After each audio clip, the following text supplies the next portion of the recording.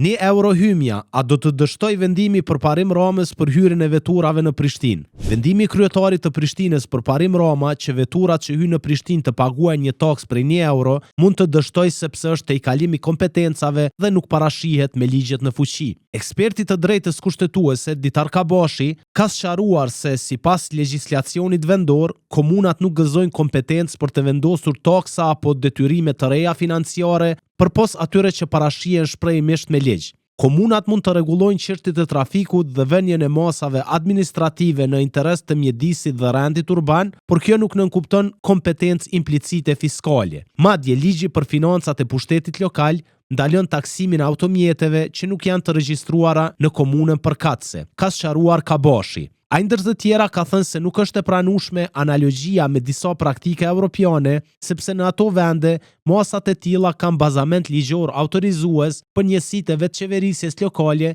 ndërkaq një gjë e tillë mungon në Kosovë.